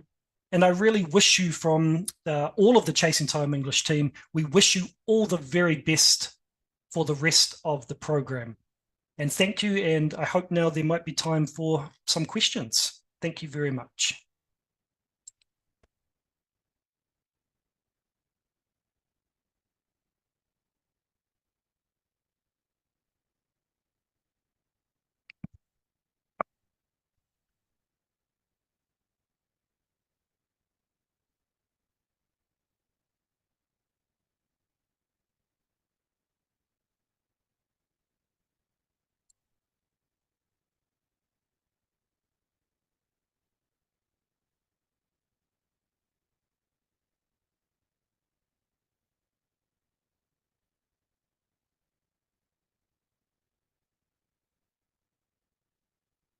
It's quite a brave thing to like make an entire series, an entire drama series to focus like trying to make it educational. I think that's the pain point of like education, the education New Zealand things.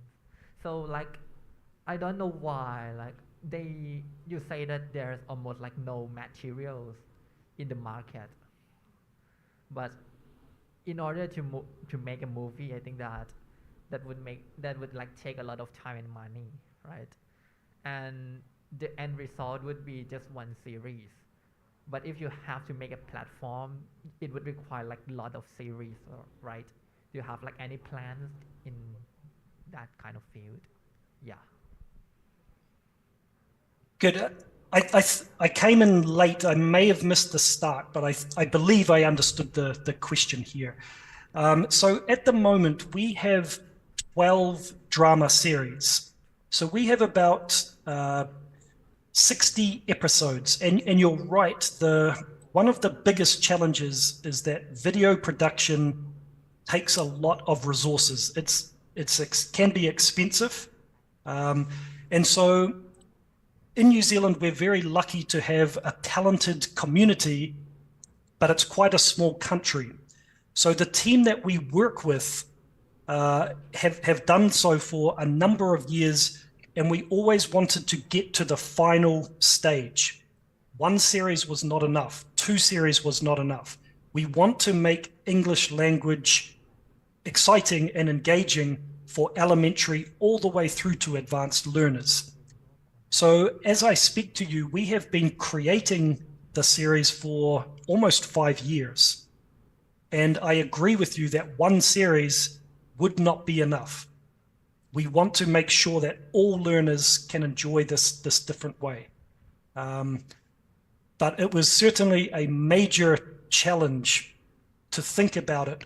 When I consider back 4 or 5 years ago, I would have done things very differently. But the great thing about building something new is you learn from your mistakes, and if you stay strong, you can get to the end goal. So I hope I answered your question there. Yeah, quite a bit. But like I still got a little question. Like I used to think that like some people would just like see the like Sherlock Holmes or other type of series, and they might have like a lot of improvement from that kind of series too. So why do you choose to make it yourself, other than like try to repurpose other series and make it like adaptive or something like that? Yeah, and that's an excellent question. And so my answer is this: there are many amazing shows such as Sherlock Holmes and these kinds of shows, but they are produced for English speakers first. So what we do is we create series where the language is much simplified to help people from lower levels increase up to that. So for Sherlock Holmes, for example, which is excellent, there's many good shows. You can get value there, but what we want to do is provide people from elementary lower levels the stepping stones to get to there. And then when you are confident and comfortable, you will actually get more from a Sherlock Holmes or another kind of English first series. And so that's why, because as you point out, video production is not easy. And so we had to find the solution, which was to provide series for the lower levels of English up to that point. Thank you. That was a very interesting approach. I really like that. Thank you. Okay, Thank you. I think that's about time. That was such a wonderful sharing and answering section. All right. So if you have any further questions about your experience on the website, right, Chasing Time English, you may talk to the staff. Okay, they are more than ready and willing to answer your questions. Okay, so next we will have like a group shot and then like present the token of appreciation to the speaker. Okay.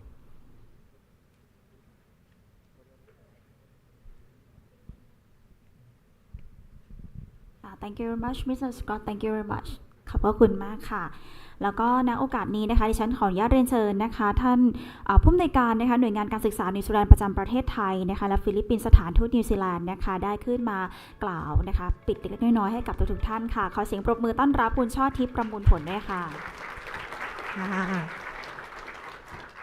ค่ะก็ต้องขอบคุณนะคะทางก่อนอื่นนะคะอยากจะขอพูดเป็นภาษาอังกฤษก่อนนะคะเคียวรานะคะแล้วก็ thank you so much for sharing with us all your experiences and your insight is very valuable and I'm sure that all the students learn so much from youค่ะก็ขอบคุณนะคะทางน้องๆทุกคนนะคะวันนี้นะคะพี่ช่อนะคะที่เป็นพี่มาจากหน่วยงานการศึกษานิวซีแลนด์นะคะซึ่งเป็นหน่วยงานรัฐบาลของนิวซีแลนด์นะคะที่เราดูแลในเรื่องของการประชาสัมพันธ์นะคะทำความร่วมมือทางการศึกษานะคะแล้วก็โปรโมทเรื่องของการศึกษานิวซีแลนด์นะคะแต่วันนี้นะคะทางหน่วยงานรัฐบาลของนิวซีแลนด์เนี่ยเราเชื่อมั่นในเรื่องของการที่เราจะสามารถที่จะแบ่งปันความรู้นะคะแล้วก็ประสบการณ์ต่างๆนะคะเพื่อที่จะให้นักเรียนนะคะทั่วโลกได้มีโอกาสที่จะมีความเป็นประชากรโลกนะคะซึ่งนั่นเป็นเป้าหมายอย่างหนึ่งของทางรัฐบาลของทางนิวซีแลนด์นะคะที่จะให้ตัวของ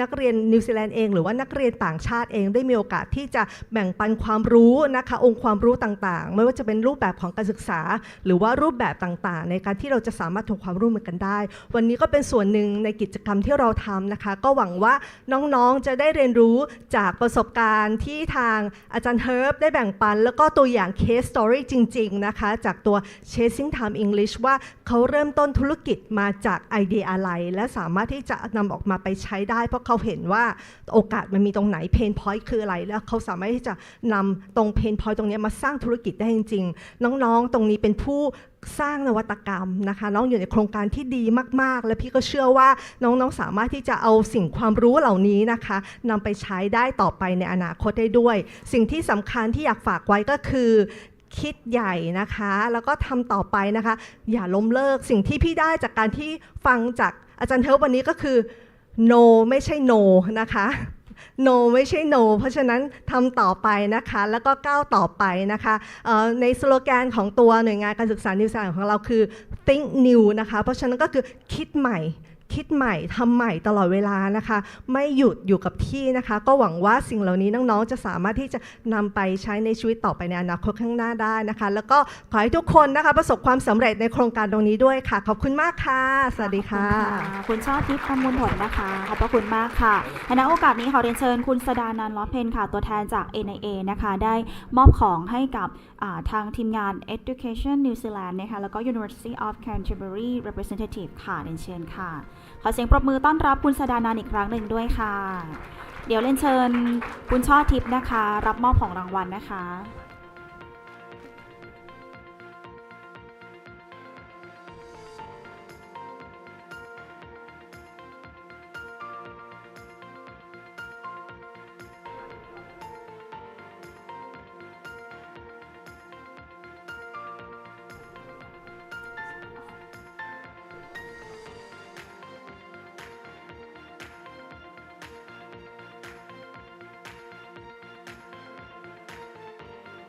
The next I would like to invite Dr. Herb the rise on the stage please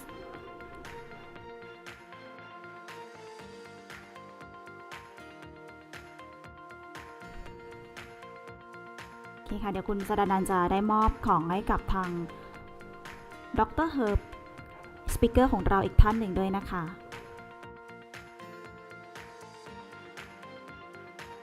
เรียนเชิญนะคะทุกท่านได้ถ่ายภาพร่วมกันนะคะในวันนี้ค่ะเรียนเชิญได้เลยค่ะซึ่งวันนี้ถือว่าเป็นอีกหนึ่งเรื่องราวดีๆนะคะที่เราจะได้มาพูดคุยกันนะคะถึงความร่วมมือนะคะเกี่ยวกับนวัตกรรมและโปรแกรมอีกหนึ่งโปรแกรมที่น่าสนใจนะคะกับโปรแกรม Chasing Tom English ค่ะโอเคค่ะมีกล้องไหนเพิ่มเติมอีกไหมคะโอเคค่ะขอเสียงปรบมือให้กับทั้ง3ท่านอีกครั้งหนึ่งด้วยค่ะขอบพระคุณมากค่ะ Thank you very much เอาละค่ะเดี๋ยวอีกสักครู่หนึ่งนะคะเราจะให้น้องๆทุกๆคนนะคะแบ่งกลุ่มนะคะแบ่งกลุ่มเป็นแถวนะคะโอเคนะคะเดี๋ยวเราจะแบ่งกลุ่มเป็นกลุ่มละ5คนแต่ก่อนอื่นจะขออนุญาตถ่ายรูปรวมใช่ไหมคะน้องๆด้วยไหมคะถ่ายยังไงดีคะถ่ายให้มายืนด้านหน้าใช่ไหมหรือว่าจะถ่ายเซลฟี่ไปด้านหลังดีคะเซลฟี่ไปด้านหลังดีกว่าเนาะโอเคงั้นทุกคนค่ะขยับมาด้านหน้าเลยค่ะด้านหน้าหรือด้านหลังนี่คะด้านหน้านะคะเดี๋ยวเรียนเชิญทุกคนนะคะถ่ายรูปรวมด้านหน้าเลยค่ะตัวสูงอยู่ด้านหลังนะคะคนตัวสูงอยู่ด้านหลังหน่อยนะเรียนเชิญค่ะสูงอยู่ด้านหลังค่ะตัวเล็กๆอยู่ด้านหน้านะคะถ่ายรูปร่วมกันนะคะ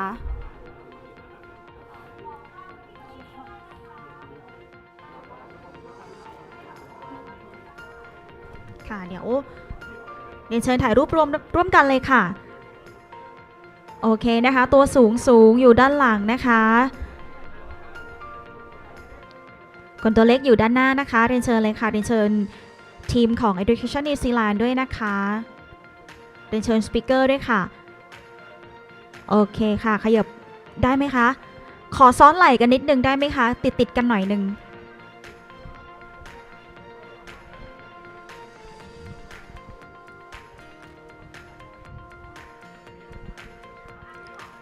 ขอซ้อนไหล่กันอีกหน่อยได้ไหมคะขยับใกล้กว่านี้อีกค่ะเดี๋ยวทางทีมช่างภาพจะได้เก็บได้ครบทุกคนนะคะเดี๋ยวผู้หญิงตัวเล็กๆนะคะขออนุญาตนั่งข้างล่างนะคะแล้วก็ถือป้ายนะคะ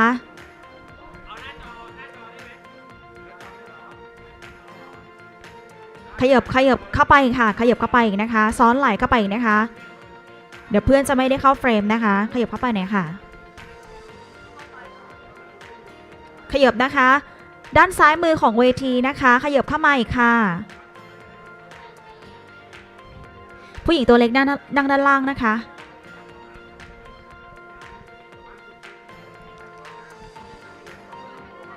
ขยับเข้ามาอีกค่ะด้านนู้นขยับอีกหน่อยได้ไหมคะขยับเข้าไปอีกค่ะลูกขยับไปอีกหน่อยนึงขยับไปอีกนะคะเดี๋ยวเก็บไม่ครบทุกคนนะคะเดี๋ยวเพื่อนไม่อยู่ในเฟรมนะคะเดี๋ยวด้านหน้าขออนุญาตนั่งลงนะคะแถวก่อนรองสุดท้ายเพื่อนด้านหลังเห็นไหมคะด้านหลังเห็นไหมคะพี่ช่างภาพเห็นไหมด้านหลังถ้าไม่เห็นเดี๋ยวจะนับ1 2 3ให้ย่อนะคะเห็นไหมคะเห็นด้วยนะคะย่อดีกว่าเนาะงั้นแถวรองสุดท้ายนะคะเดี๋ยวเราจะนับ1 2 3แล้วให้ย่อแบบนี้นะโอเคไหมเดี๋ยวจะไม่เห็นหน้าเพื่อนโอเคนะคะแถว1 2 3เดี๋ยวจะนับ1 2 3ค่อยย่อนะแถวรองสุดท้ายนะเดี๋ยวเพื่อนจะไม่เห็นนะคะโอเคพร้อมไหมคะถ้าพร้อมแล้วนะคะ1 2 3ย่อเลยค่ะโอเค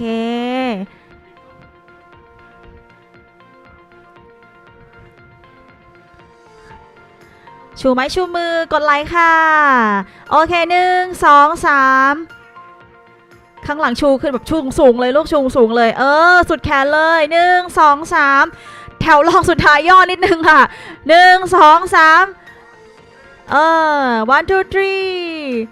ขอกดมินิฮาร์ดหน่อย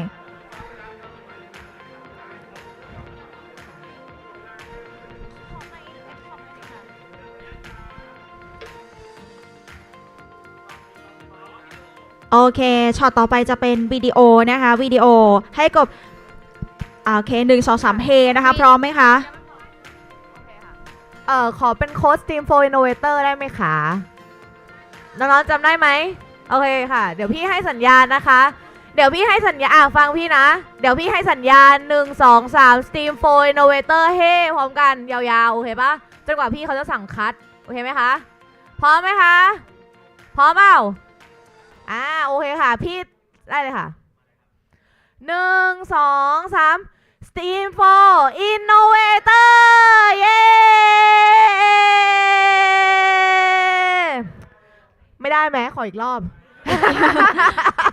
อีกรอบหนึ่งค่ะ โอเคได้ค่ะ ขออีกรอบหนึ่งค่ะ ขออีกรอบหนึ่งขอมีพลังโอเคไหมคะมีพลังกว่านี้นะโอเคนะโอเค1 2 3 Steam 4 Innovator เย้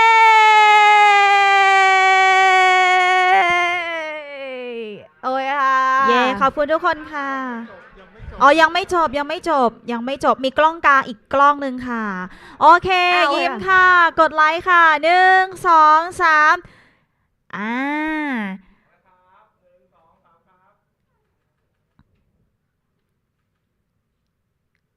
เรียบร้อยไหมคะโอเคเรียบร้อยค่ะขอบพระคุณทุกคนมากๆค่ะโอเคนะคะถ่ายรูปรวมเสร็จแล้วเดี๋ยวเราจะแบ่งกลุ่มนะคะเมื่อกี้เดี๋ยวขออนุญาตให้ทุกคนนั่งประจำที่ก่อนนะคะนั่งประจำที่ก่อนเดี๋ยวเราจะปล่อยไปเป็นกลุ่มนะคะเดี๋ยวให้น้องๆนั่งประจำที่ก่อนเลยค่ะเราจะไปชมนะคะเป็นโซนบูธกิจกรรมนะคะด้านในห้องประชุมอีกโซนหนึ่งนะคะเชิญเลยค่ะเดี๋ยวนั่งประจำที่ก่อนนะคะเดี๋ยวเราจะปล่อยไปเป็นแถวนะคะ